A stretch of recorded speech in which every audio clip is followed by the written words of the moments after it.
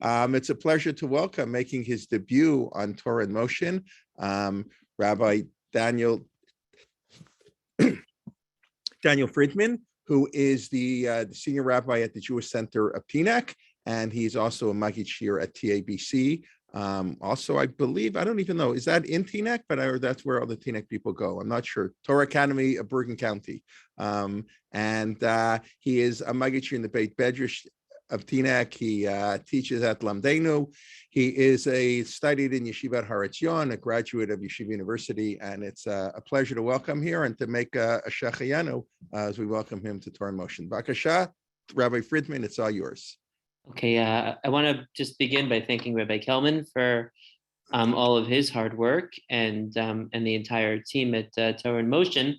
As Rabbi Kelman mentioned, it's my first time, so it's a real privilege as a host to be together with everybody. I understand that people join from all over. I actually recognize some faces from the New York metropolitan area, but I know people are from all over. So b'chol makom shehem, wherever people are coming from.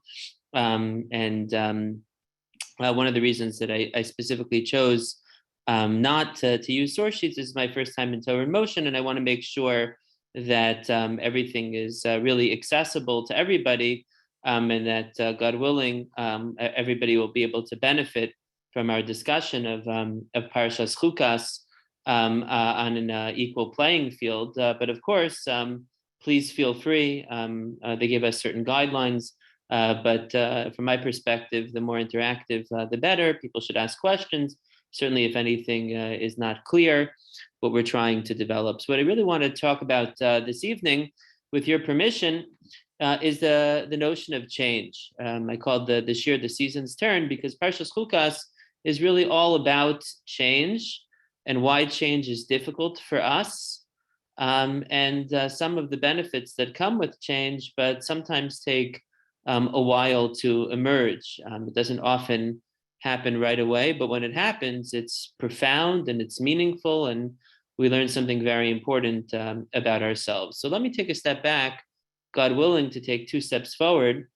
There was in the 19th century an illustrious Rosh Yeshiva by the name of Naftali Tzvi Yehuda Berlin, known as the Netziv.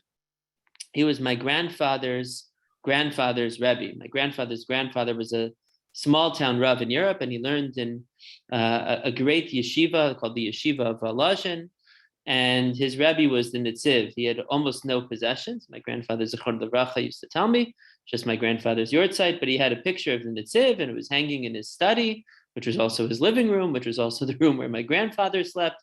And the Netziv gave many shiurim at Volozhin. They had an unusual way of learning there, which is not what's typical in the yeshiva world today. They learned all of the Masechtos of Shas, and he also said shiurim in the weekly parsha. They didn't have Zoom in Volozhin, so it wasn't quote Torah in Motion, but the shiurim that he said on the parsha were written up in a sefer which is studied all over the world today called Ha'emek Davar. And he writes in his introduction to Sefer Bamidbar that in his judgment, this is always what the Netziv was interested in writing about in his introduction to the various Svarim, is why Chazal gave a sefer a certain nickname. So Sefer Bereishis is called Sefer HaYesharim by Chazal, the Book of the Upright, and he has an essay on that topic.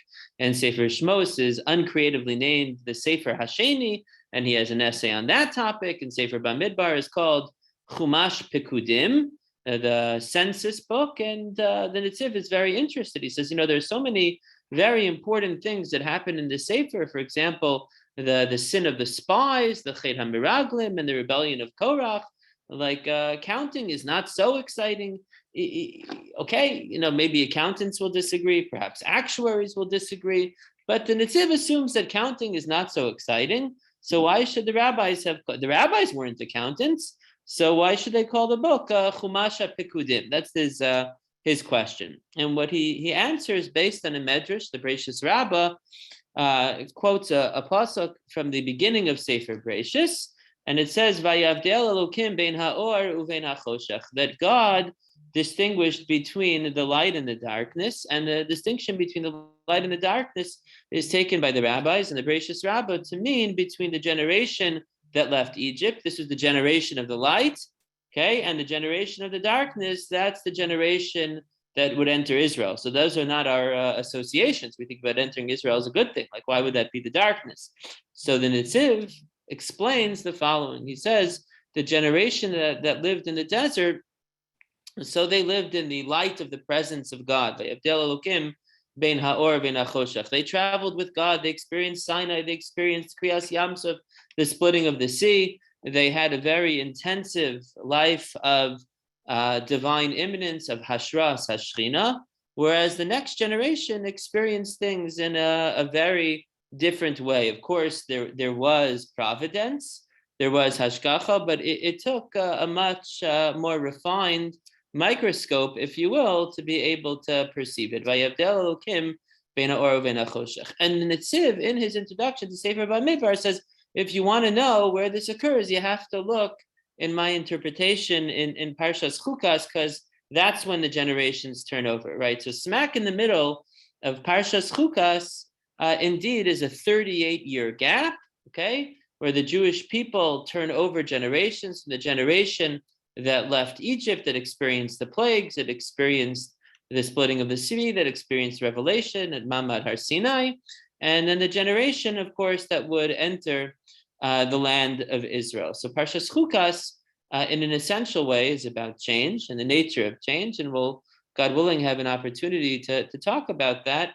But I have to begin, I don't intend to end, but I have to begin on something of a somber note, that change, in this case, is a little bit of a euphemism, because the change that we're talking about, by definition, implies the death of an entire generation. So part of what I mean by change is indeed the notion of a generation, unfortunately, passing in the desert, as was decreed back in Parshat Shlach in the wake of the sin of the spies. And there is a very fascinating structure to Parshas Chukas, which in many ways is dominated by the notion of death as essential for change. So maybe here I'll open it up. If somebody wants to be brave, be a Nachshon ben Aminadav of sorts, say, does anybody know in halacha how we deal with death? Let's say somebody comes into contact with a dead body.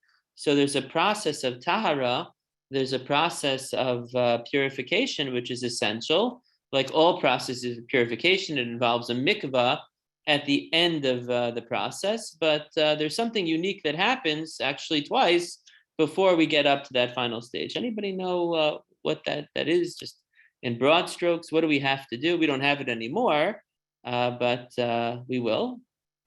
It's referred to in the Chumash, V'haitala das b'nei Yisrael l'mishmeres, that it will be around if you don't have it. Anybody want to guess?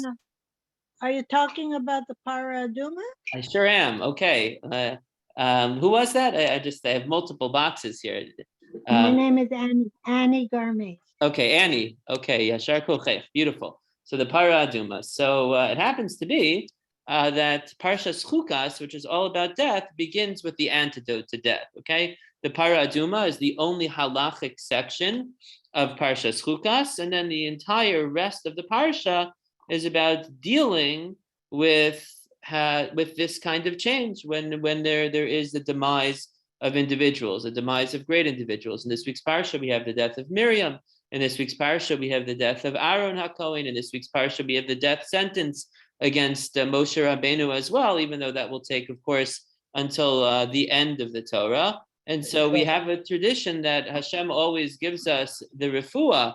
He gives us the method, the antidote for healing before he gives us the makkah, before he gives us the pathology. So Parshas Chukas really follows that structure. So we have the Para Aduma at the beginning of the parsha, and I'll get into one of the details of the Para Aduma in just a little bit, which is a halachic detail, but it's also very important symbolically and in Jewish thought, hashkafically as well. And then we'll sort of go through the pattern of change that we see. So as I mentioned, generally speaking, when it comes to the process of Tara, what's required is a mikvah to go into collected rainwaters, what the Torah refers to in Sefer Vayikra as a bar mikveh mayim, where the waters have been gathered together by natural means. It can't be drawn by human force. That's a psul of mayim she'uvim. But there is basically one exception to that rule with three different applications, where the Torah requires not a mikvah, but does anybody happen to know what the other way of achieving purity, of achieving tahara might be? Not a mikvah, but it actually comes in the very same verse back in Sefer Vayikra. Very important for understanding our parsha. What is the alternative to a mikvah in halacha to become pure? So the pasuk. What's that? Was that Annie again? An offering. Okay, so an offering, very good. What you're saying is I don't even know if you know how profound it is. Okay, so an offering. So there is a category in halacha. There are four different individuals who fit into this category called the mechusar kippurim, or yoledes, and azava, mitzora. So that's a very interesting question, whether that offering is necessary for them to become tahor, for them to become pure, or is it just necessary for them to be able to partake of kadshim, of sacrifices? So Annie, what you're putting your finger on is a very, very deep issue. I don't know if we can resolve it right now in terms of figuring out what the nature of mechusar kippurim is, but you're saying something very important. So maybe if we do a halfway decent job, maybe I can come back to Torah in Motion and try to understand this issue that you've raised. What is the nature of mechusar kippurim? But what I was referring to is the Torah tells us that there is another way of achieving purity besides a mikvah, which is called a ma'ayan, a natural spring waters. The Torah tells us, "Ach ma'ayan ubor mikveh mayim yetahor." So ma'ayan is fascinating because it's precisely the opposite of a mikvah. Mikvah is still collected waters. A ma'ayan, by definition, is zochalin. Zochalin means it's moving. A zochalin is an invalidation. It's a psul when it comes to a mikvah, but when it comes to a ma'ayan, it's actually definitional. And so the Torah says that when you're dealing with death or things that are like death, things like a saras or a zav, those are the three areas in halacha that require a natural spring water, where the Torah refers to here as mayim chayim el kali. So it's a fascinating thing that the antidote to death is the para aduma. Parshat Shavua is all about the death of a generation and its leaders, which we'll talk about. And Parshat Shavua begins with the antidote to death, which is mayim chayim, which is these waters of rejuvenation, these waters of life, these dynamic waters, which the Torah requires. It's absolutely essential for the process of purification, so that anybody who's come into contact with a dead body has to first come into contact with mayim chayim, with waters of rejuvenation, before they can become tahor again. So that's something that hopefully we'll have a chance to think about, but hopefully that also gives us a little bit of an appreciation of what's happening in Parshat Shavua, why we have one halachic section at the beginning, because it's preparing us for the great change, for the demise of an entire generation, for all of the death that we're going to have to deal with. So as I mentioned, there is the death of the entire generation. So the Jewish people are now in the 40th year of the desert. They're in the first month. And we have the death of Miriam HaNeviah. We have the death of one of the three great leaders of the Jewish people. And the early returns are not encouraging. Immediately following Miriam's death, the Jewish people begin to complain, as they had 40 years before, about the lack of water. They actually complained twice, different occasions, about the lack of water. And the complaint is issued in such a way that it's very pejorative with respect to the leadership of Moshe and Aaron. And what follows, of course, very famously, is the tragedy of Mei Meriva, where something goes wrong. Nachmanides, the Rambans, refers to that something as a sod gadol misisrei haTorah, one of the great secrets of the Torah, because it's really hard to figure out what exactly went wrong at Mei Meriva. If we have some time, I'd like to try to talk about it, but something goes wrong.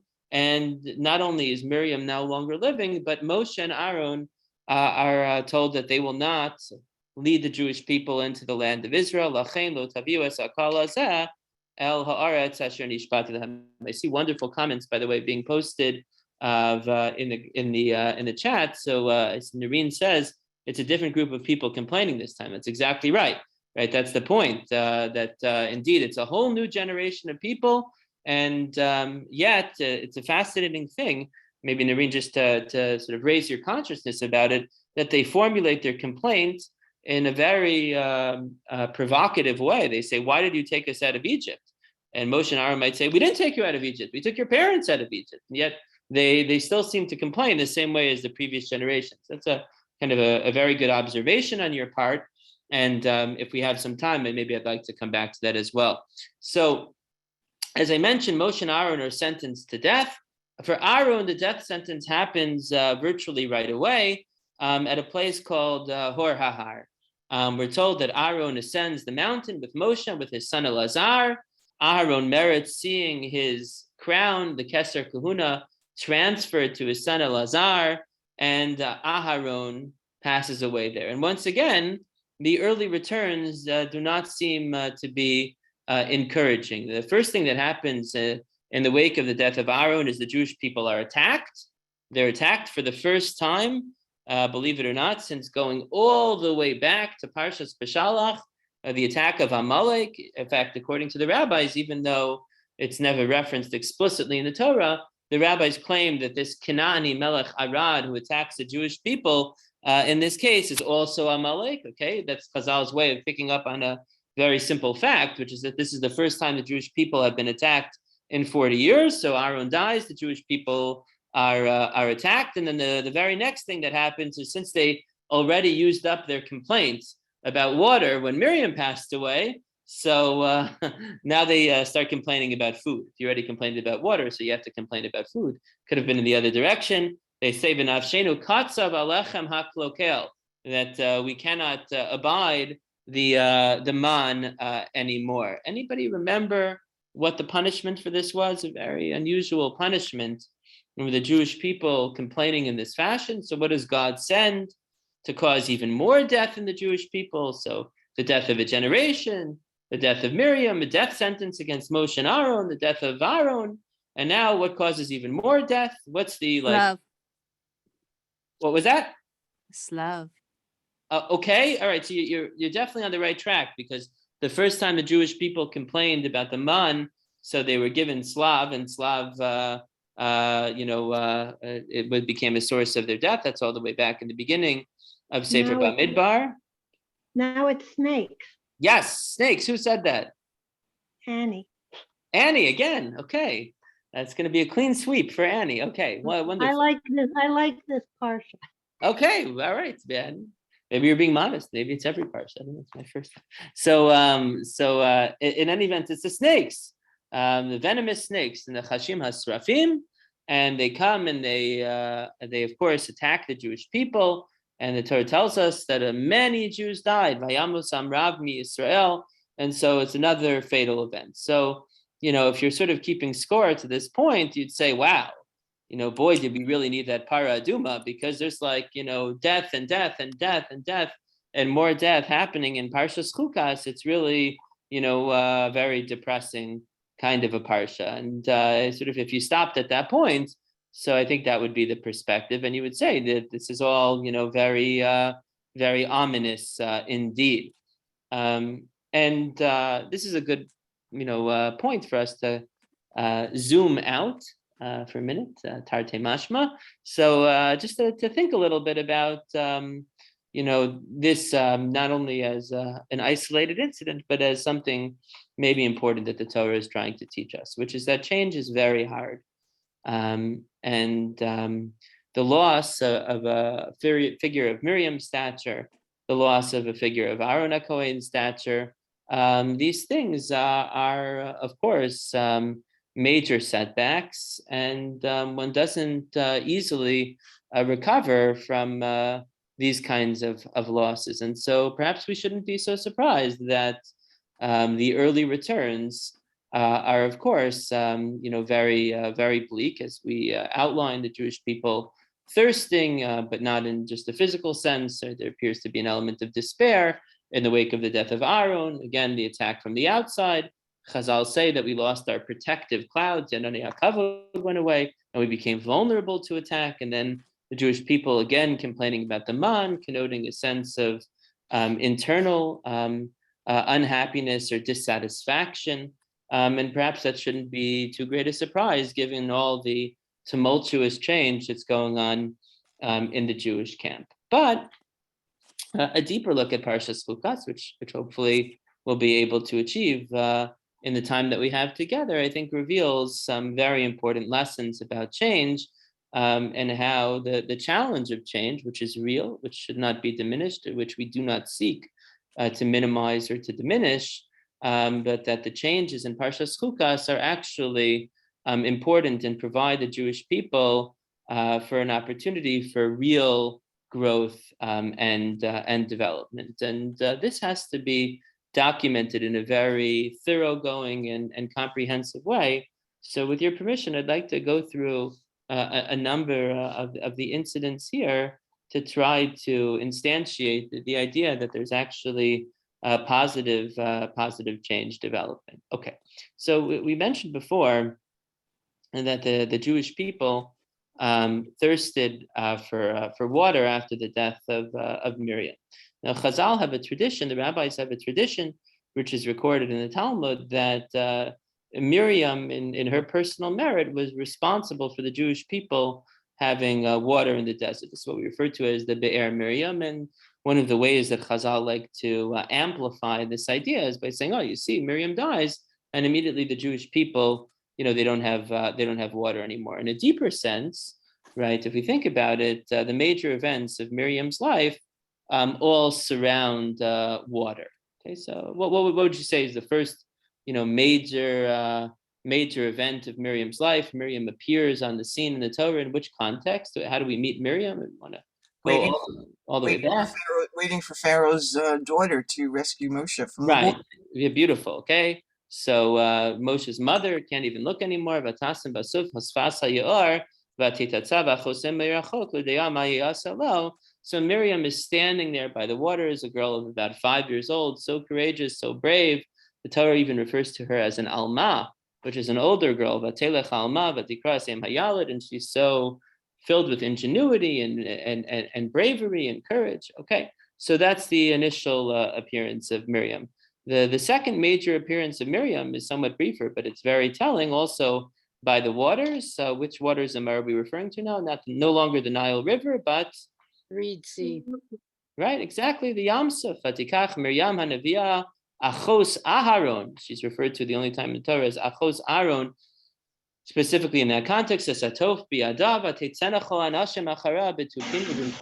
she led the Jewish women in song, and as Chazal comments, because they were so optimistic about what was going to happen.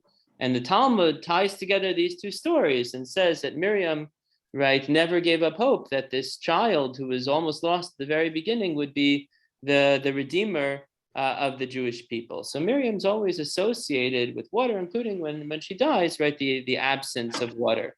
So really the meaning of Miriam, if we think about it, is really the idea in a deeper sense of hope where all hope is lost, right? A very good way of capturing that is, water in the desert. Everybody else looks around and sees barren desolation, and Miriam is able to find hope. So certainly the loss of that kind of a persona is going to be very difficult in the desert, because how can the Jewish people survive without the kind of perspective that Miriam was bringing to the table? That's something that's very important. But perhaps this week's parsha has a little bit of an answer to that question. And we know that when it comes to Yam Suf, the rabbis Chazal perceive that as the paradigmatic Nes Galoi. There's certainly the archetype of a revealed miracle. It's the greatest miracle maybe that ever occurred in Jewish history, in world history, of course, it's followed by what we say every single day as part of our davening, Shiras Hayam, as Yashir Moshe V'nei Yisrael as Hashira Hazos, Vayomru lemor, Hashem ki go ga'asus v'rachmo rama vayam, as we know. Now that almost verbatim expression, as Yashir Moshe B'nai Yisrael, actually appears for the second and only other time in the Torah, in our Sedra, but with a critical adjustment that will become the key for our thesis tonight. This is what we call not the Shiras Hayam, but the Shiras HaBe'er. The pasuk says, "As Yasher Yisrael," the Jewish people sang the following song: "Es Hashira Hazos Ali Be'er Anula," that the well should rise up and answer us. Be'er Chafarua Sarim Karua Nedivayam Bimchokek B'Mishanosam. That this was the well that was created by the leaders of the people. So it's very enigmatic what exactly this means. So the rabbis explain in a very beautiful way. The Jewish people were traversing between the Transjordan and the land of Israel, and there were Amori who were located there, who were in the way. In fact, we'll see at the end of the parsha, we'll talk about it in just a few minutes, that the Jewish people actually go to war against two of the great Amori kings, Sichon and then subsequently Og, and the Jewish people achieve a great victory. But the Jewish people are going through a narrow mountain pass. And the pass is so narrow that in the telling of the Medrash Tanchuma cited by Rashi, that the soldiers on one end of the mountain pass could talk to the soldiers on the other peak. And there's a wadi, there's a valley in between, and the Jewish people are going to pass. And of course, they're sitting ducks for people, soldiers with the advantage of topography, of heights, to rain down stones and arrows and completely annihilate them, and they'll be trapped. So what happened is that just as the Jewish people were about to pass through, God takes these mountains and smashes them together. Okay, this is what the Agada says. The Amori soldiers are crushed to death. Then the mountains separate again. The Jewish people pass through, and they would have been none the wiser, except the well, when the well went down to bring the Jewish people water, sort of dug up. I don't want to be too ghoulish. I don't know how many people are still eating dinner, but okay, it dug up, let's call it some forensic evidence of the presence of the Amori soldiers who had been laying in ambush for the Jewish people. As Yasher Yisrael es Hashira Hazos Ali Ve'er Enula. And the Jewish people sang of their great salvation. They were about to be annihilated, and God caused this great miracle to happen. Now, what's so fascinating about this is not just the parallel of Az Yashir, but really two things. Just first, in terms of the nature of the miracle, as Chazal are telling us, and then what we see in terms of the development of the Jewish people. So, can anybody just, based on the way that I described it, or if you knew it from before in my description, can anybody sort of just think creatively for a moment and appreciate how we're meant to understand this miracle as somehow in dialogue with the splitting of the sea? Okay, obviously a different part of the world. One is in Yam Suf, here is in the Transjordan. But what can we sort of say that is reminiscent, just structurally, between these two miracles? Well, the Egyptians were swallowed up by the sea when the sea closed up, and now these people are being crushed by the mountains when the mountains close up. Okay, you hit the nail on the head. Was that Annie again? Yes. Okay, all right. That's the hat trick now. I think Torah in Motion is a Canadian-based organization, so we can make hockey references. Okay, so it's a hat trick already for Annie. Okay, excellent. Right, but it's a reverse order, I believe. It's a reverse order. Okay, right? Good. Who said that? Hedda Rudolph. Okay, excellent. Hedda. Okay. Hi. Okay. We'll have to catch up. Okay, amazing. Excellent. So right. So there's a parallel, but an inversion. Okay, perfect. Now you got both ends, right? So what happens is in Yam Suf, right, something is one, and then it splits apart, right? And then it comes back together. So here you have something which is split apart, and then it comes together to the Jewish people's benefit, and then it splits apart again. Hedda, that's what you're talking about in terms of the inversion, right? That's what you meant? Yes, it is. Yes. Okay, perfect. Okay.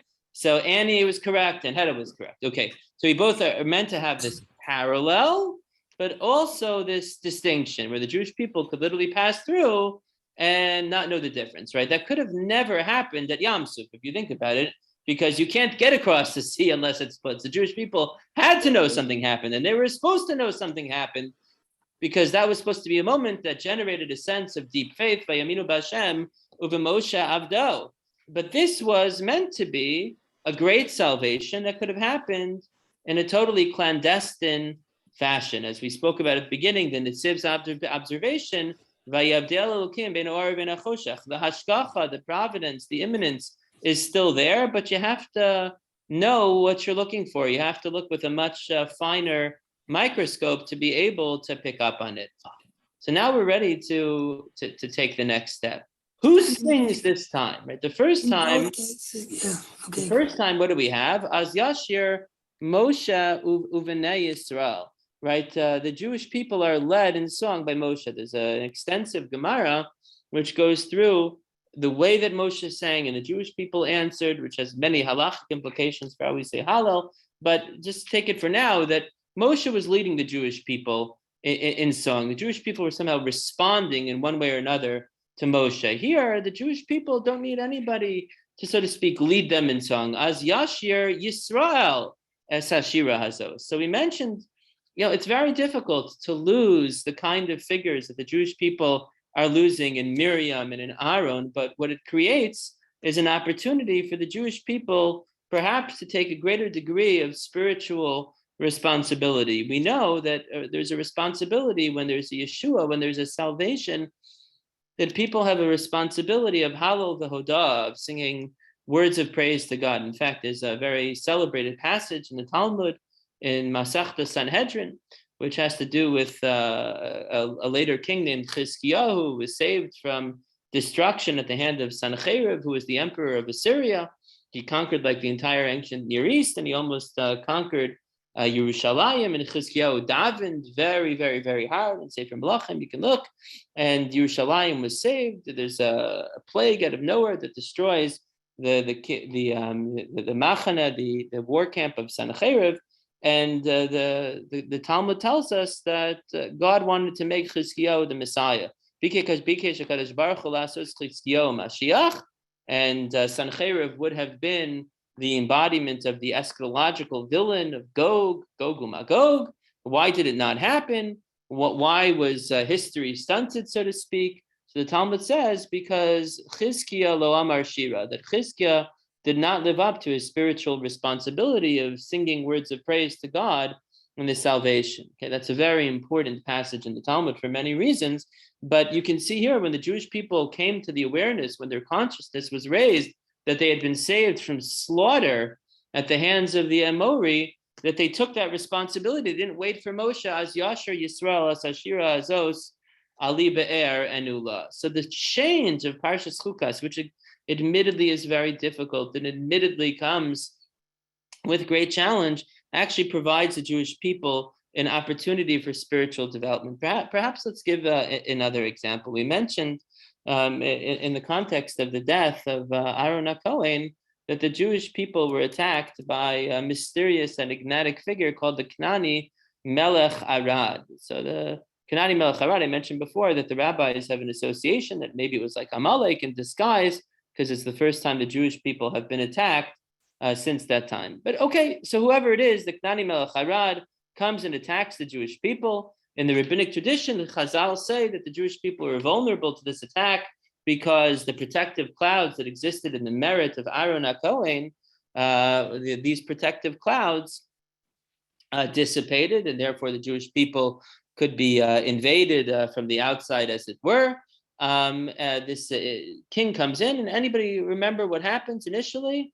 What is the Kanani Melech Harad? What is he successful in doing? Successful from his point of view? He kills a lot of people. I'm not sure if he kills a lot of people. I don't know. Maybe it's the Ramban assumes that he didn't, but okay, excellent. Who is that? Rafael Auman. Okay, Yashkocher Rafael. Outstanding. So he right, grand theft auto, as I like to say. He steals a Chevy. No, so he takes a lot of prisoners. So the Jewish people are in a crisis. This has never happened before. The Jewish people now have captives. Rashi famously says that it was only a shivcha achas ktana, but the Ramban says more kedarko pshuto shel mikra. So he says that indeed there were many captives that were taken. So does anybody recall what the response is? Does Moshe lead the Jewish people out to battle? Does Moshe cast a spell on the Kenani? What happens? Moshe asked Kadosh Baruch Hu to help in Israel. Okay, so that's right. Okay, good. So that would be like a good suggestion as to what we would think would happen, right? Because that would be the pattern up until now, is that Moshe should daven, or the Jewish people should go to Moshe and say, Moshe, do something for us. But what happens instead? There's a perfect setup. What happens instead? The people make a vow to God. Exactly. So what we have is Vayidar Yisrael Neder LaHashem Vayomar Im Natonti Tenes Amazeh Biadi Vehacharamti Esareim. Excellent. So I think that was Noreen again. Okay, beautifully done. So no, Moshe doesn't do anything. The Jewish people do something very bold. There's a big halachic discussion about whether it's permissible or not to take a neder, right? The pasuk says, "V'chisechta lindor." If we stop taking the darim, lo yeh b'chachet. The Torah tells us in Parshas Kiseitses. So there's a very big halachic discussion, dispute in the darim and Daf Tes between Rabbi Meir and Rabbi Yehuda as to the propriety of taking vows. Forget about keeping the vows. If you take them, you have to keep them. But should we be taking vows at all? So Tosfos explains at the beginning of Masech Chulin on Daf Beis. So Tosfos explains that it may depend on what the situation is. So Tosfos says, Shas Tzara Shaini, that if you're really in a crisis, so then you can, desperate times call for desperate measures. Remember the story when Yaakov was between the fire and the frying pan, and when he's running away from Esav, and he's about to go to Lavan's house, a very difficult time in Yaakov's life. So Yaakov takes a neder, Vayidar Yaakov neder demor. When Yaakov says,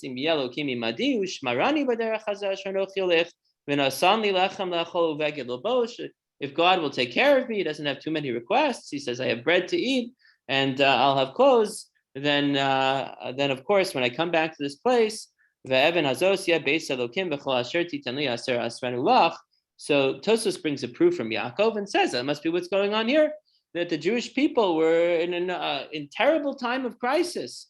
And they had to take a neder that if they were able to destroy this people, the way, let's say, Rashi understands, v'hacharamti esarehem, then we'll take all of the shlal, all of the spoils of the city, and it will become what we call chermei gavoa. It will become like a status of consecrated items. It will become a status of hekdesh. So that's amazing, because it means that the Jewish people were in an eis tzara. They were in a time of distress.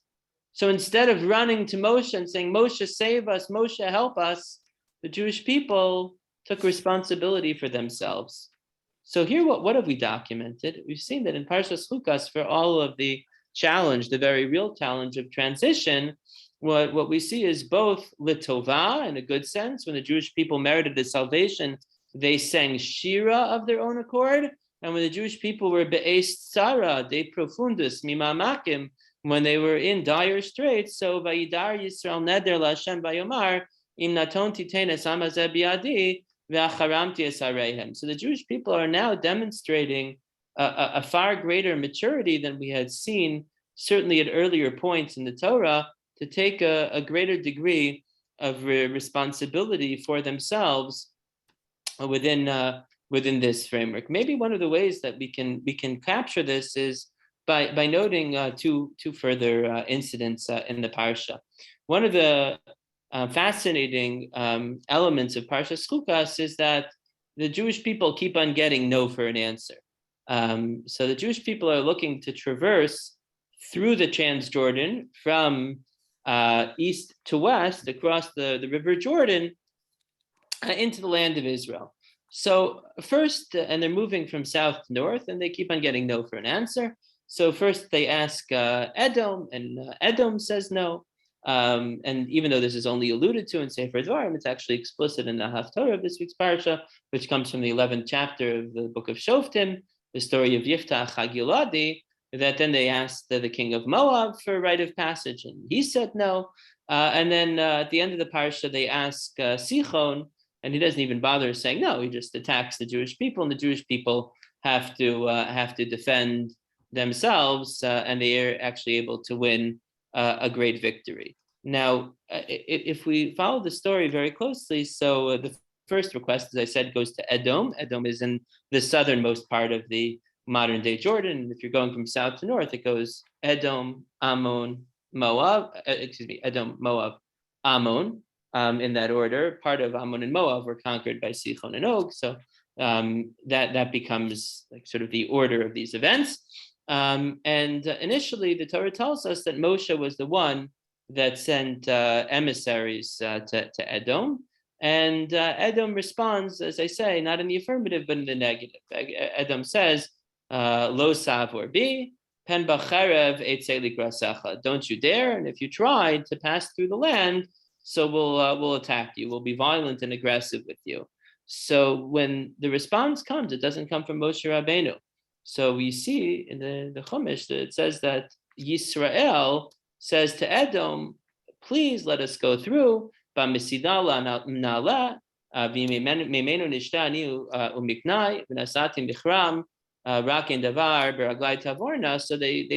the Jewish people, they sort of take over the negotiations from Moshe Rabbeinu themselves. Ultimately, it's unsuccessful. The Torah tells us, so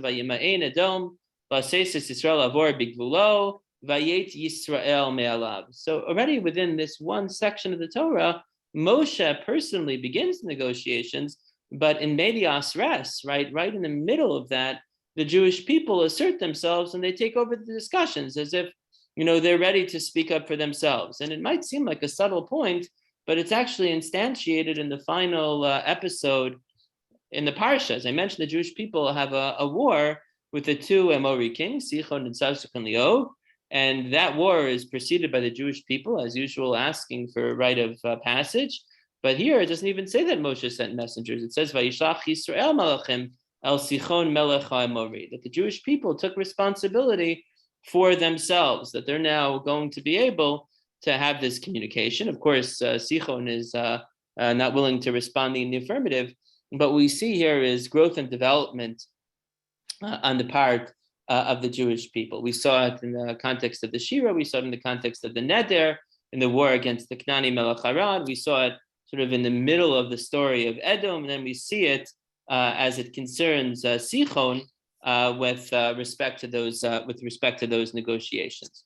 So I think at this point, what we could try to do is maybe take half a step back and reflect on one of the things that we've learned. So we've learned, I think, that the change is very difficult indeed. And the loss of Miriam, the loss of Aaron are accompanied by a sense of loss and even despair, futility over the water, over the food.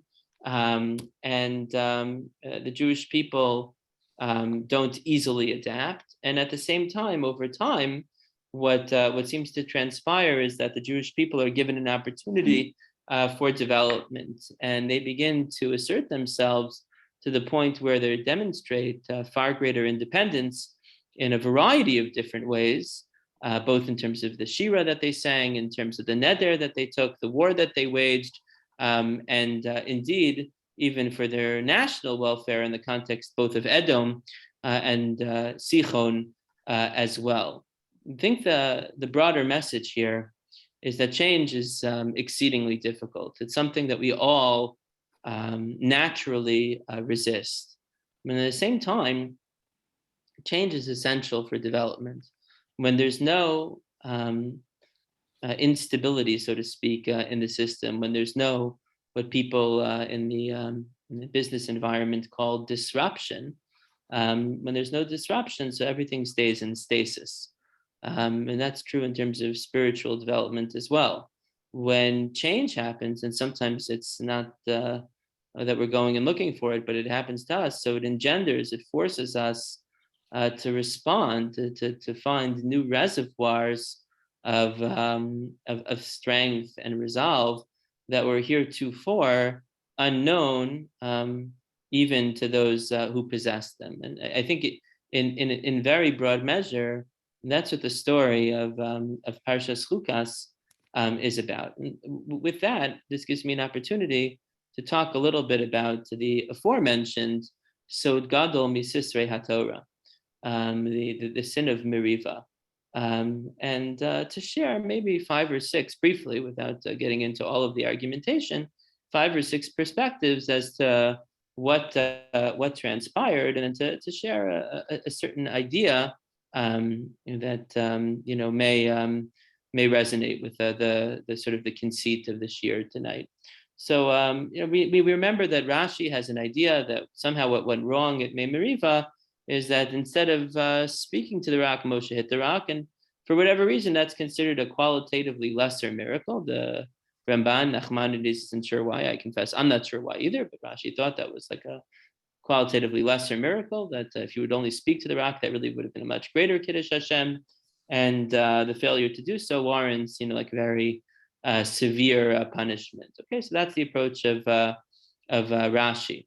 The approach, let's say, of Ibn Ezra is a little bit mystical, a little bit difficult to understand, but he says it has something to do with Moshe and Aaron sort of like losing their kavana, that they were on such a level that they should have been able to execute God's will with an absolutely unbroken kavana, and somehow they lost that, and they're being punished for that. The Rambam in the Moreh Nevuchim, much to the Ramban's consternation, the Ramban strongly disapproves of this idea, but the Rambam says it's all about anger, it's all about kas, that Moshe Rabbeinu says, Shimuna HaMorim, listen, you rebellious ones, and that's why he's punished. And the Ramban has 10 reasons why he thinks that that's not true, but that would be like a third approach. The Ramban says of all the approaches that he thinks are not correct, he says the best of the incorrect approaches, okay, the best of the incorrect approaches is the approach of Rabbeinu Hananel, who says that they misspoke.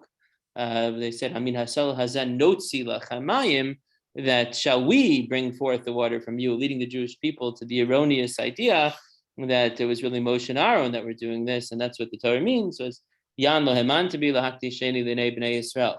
The Ramban says that the real answer is that they hit the rock twice, and they could have done it once, they should have done it once, but twice somehow that reflected like some kind of a loss of faith or whatever it was. The Bravanel says none of the above are correct. The Bravanel says really, this was just tax evasion, but Moshe was being punished for the Chet HaMeraglim, the sin of the spies. Aaron was being punished for the golden calf, the Chet HaEgel, and the Ramban, the Abravanel brings 12 rayas. He has 12 proofs that he thinks all support his argument. Okay, now there's one other approach which the Abravanel happens not to like.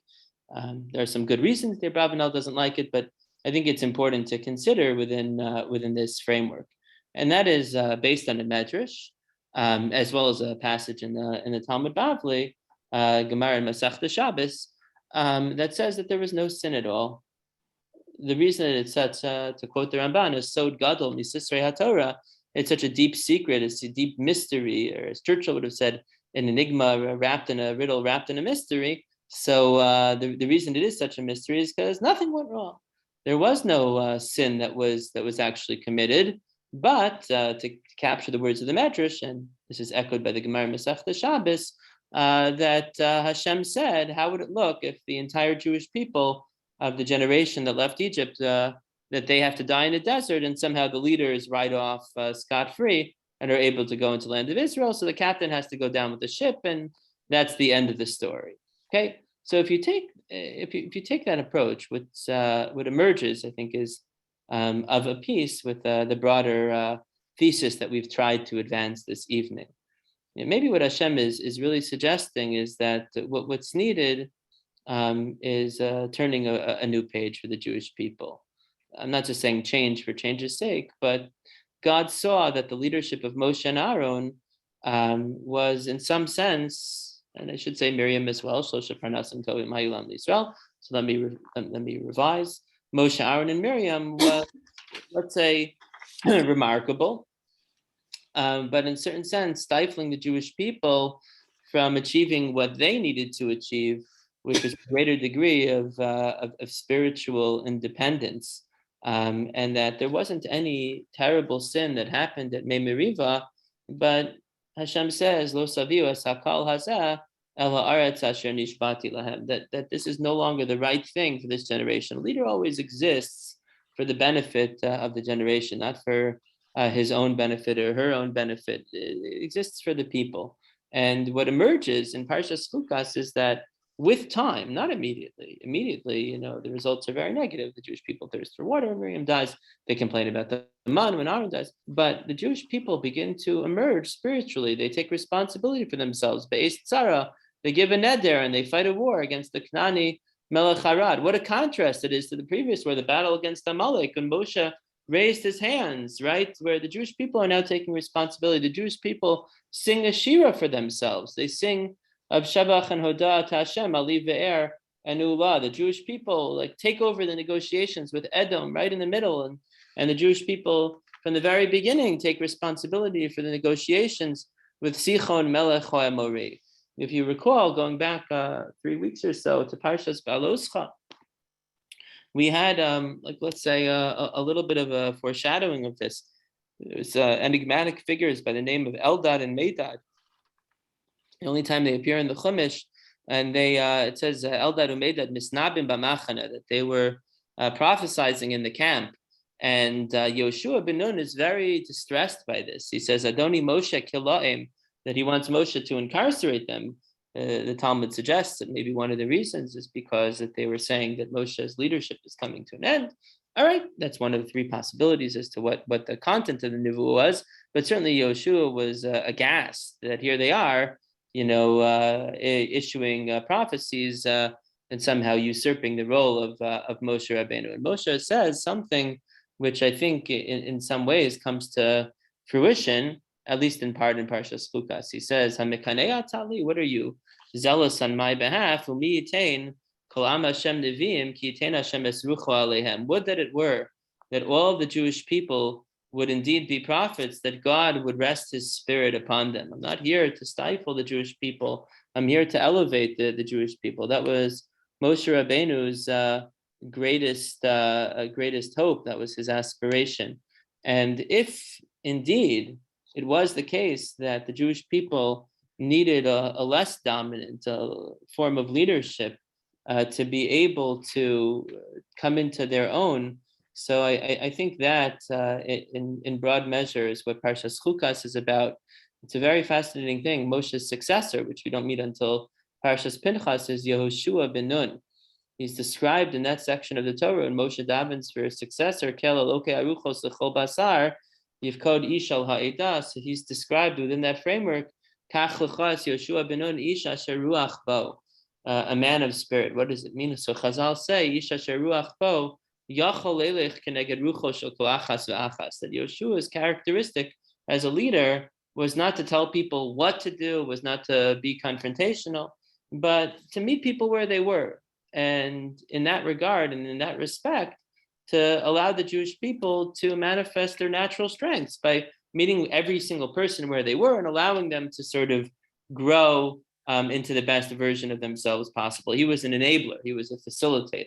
Very different style of leadership than Moshe Rabbeinu, who laid down the law. The Chazal say about Moshe Rabbeinu, Yikov Hadin Sahar, that he tells you like it is and what it is, and he lays down the law. So Yoshua was Yachol Lelech Keneged Rucho Shel Kol Achas V'Achas, a very different style of leadership. And I think therein you see perhaps by implication what was necessary for that generation, very different than what Moshe and by extension Aaron were able to offer. So just to again, at the risk of repetition, just to conclude, I think the story of Parshat Chukat is we have the refuah before the Makkah, we have the antidote, the Para Aduma, the Mayim Chayim, which is our response to all of the challenge that comes with loss, the loss of Miriam, the loss of Aaron, the loss of an entire generation, the sentence of death against Moshe Rabbeinu. And change is very difficult. Change is very difficult for all of us. It's something that we resist consciously and subconsciously. But when change comes, the truth is that very often it gives us an opportunity for growth that perhaps we didn't even realize was possible. And the Jewish people are able to demonstrate in Parshat Chukat that absent the enormous figures that were lost, the Miriam and the Aaron even the diminution of Moshe post the Gezerah of Mei Meriba, which may not have been for any specific sin, but simply because God realized that the Jewish people needed a leadership that would allow them to grow into their fuller selves. The Jewish people were able to achieve spiritual maturation that until this point had been inaccessible to them. And maybe that's a good reminder for us as well, that when we encounter change and we're compelled to deal with change, that through that adversity, and only through that adversity, we're able to cultivate deeper and more profound measures of spiritual attainment. I want to thank Rabbi Kelman once again very much for the opportunity, and to say that it was a great pleasure to learn together with you this evening, and wish everybody a wonderful Shabbos. Thank you very much. By the way, if I'm not mistaken, you started by quoting. Hold on, you want to? Milton, you want to say something? Okay, I was just going to say. Oops. All right. I think the Netziv himself gives that shot that Moshe, no, it wasn't the punishment, but new generation requires new types of leadership. And I think that the Meshech Chochmah, I believe, as also a beautiful comment also by Aaron, that when the Torah introduces the census of Bnei Levi, it mentioned the death of Nadav and Avihu in Parshat Bamir. What's it doing out in the middle of nowhere? What does that have to do with anything? And he says that was just a way to tell the Jewish people, don't think they all had to be punished, and Aaron wasn't punished. You think Aaron got away at the Chet Egel, nothing happened to him. That's not really true. He lost his two sons. I have to look that up again, but that was such a powerful comment. But I do believe that Netziv also says what you said. But Yeshua, thank you very much. And of course, the famous Medrash in Bereshit Rabbah that Rav Meir Tov Ma'od and his Sefer says Tov Hamabet, death is good, because without death, it can't have renewal and growth. It may be bad individually, but it's very necessary for the growth of the world. But anyways, Yeshua. Okay, any other comments or questions? I'm happy to hear. May I ask a question, Rabbi? Vakasha, I'm sorry, I stood in your way. Go ahead, That's Vakasha. okay. No, I remember when you told us that last time about Aaron being punished. My question was, have you ever heard an interpretation that when Hashem told Moshe to gather Aaron, the Jewish people, and the staff, the stick or the staff, that he picked up the wrong staff, that he took Aaron's staff, and Aaron's staff was made of wood, and his staff was made of some kind of rare metal or sapphire, and that when he hit the waters, he made them impure because he hit them with wood. The waters, which were living waters, were now made impure. I heard that recently in a shir, but I didn't know where it was referenced from.